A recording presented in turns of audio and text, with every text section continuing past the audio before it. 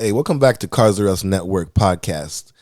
And today we're going to be talking about the strike that's taking place in the U.S. And it pertains to the three companies that took pay cuts during the recession. And now they're saying that they want it back. And these three companies are GM, Stellantis, and Ford.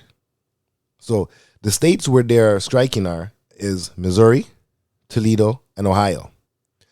So with that being said, we're going to break down a little bit of how this works and try to give you a little bit of the pros and cons of asking for a pay hike, which they're demanding a 40% pay hike at that.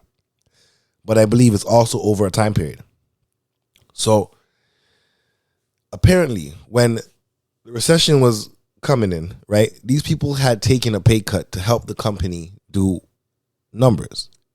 Now numbers have been done. The situation now that's going on is now they need to be compensated back for their pay cut that they took. All right, here's the problem that we have here. The big companies now are saying that if they are to give them the 40% over the time period that they're asking for, the companies will go bankrupt. I don't understand this when every year you're creating vehicles. Every year you're creating vehicles that I believe people don't even want. But that's my opinion. And when I say that, I mean like I detail vehicles, right? I see people come in with a 93 and they love it. It's in mint condition. It's pristine. They don't want to get rid of it. So if you're creating new vehicles every single year, I know a lot of these vehicles are being shelved. Now, that's where the jobs are created. So if you take away making the vehicles, then these employees have no job. So they need to understand that if they are to give you a pay raise, right, the economy has to be where it needs to be, because for them to create more vehicles, for them to pay you, people have to be purchasing vehicles. As our last podcast, we told you that Off Lease Only has filed for bankruptcy. When I seen Off Lease Only, I realized that this place was a warehouse. And it was just only warehousing vehicles. All right? So, I understand these GM employees, they want their money and they need it now. But the problem is, if people are not buying vehicles, where are they supposed to get money to create new vehicles so that they can pay you?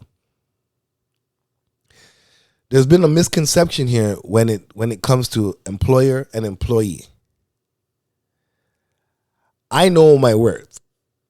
Even as a detailer, I know my worth. You cannot pay me $15 an hour or $20 an hour to detail a car that I know costs probably, a large amount of money to do. So in my brain, I wouldn't be allowed to even negotiate with you because it doesn't make sense. I need this amount per vehicle, and if I can't get this amount per vehicle, I suggest you get somebody else who will do it. And that's where I'm getting at. You keep playing around with GM, and you keep playing around with Ford, you keep playing around with Stellantis, and guess what's going to happen? They're going to find people who want to work. You have to understand that parts still have to be made. You have to understand that tires still have to be made. Chips still have to be made. Sensors still have to be made.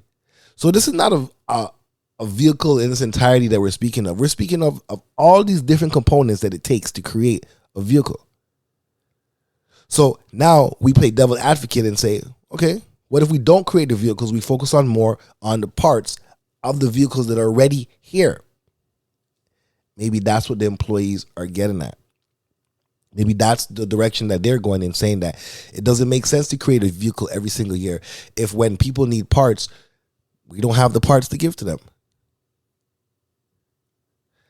We're going to see how long they're going to hold off, and they're still in negotiations and they're still in talks, but as it comes in, we give it to you. So we just want to let you guys know what is going on currently right now, and it doesn't seem like they're going to let up. So hopefully all negotiations come to terms and they're able to go back to work. But as of right now, it's still up in the air. And thanks for listening to Cars R Us Network podcast. And like, comment, share, subscribe if you want more content like this.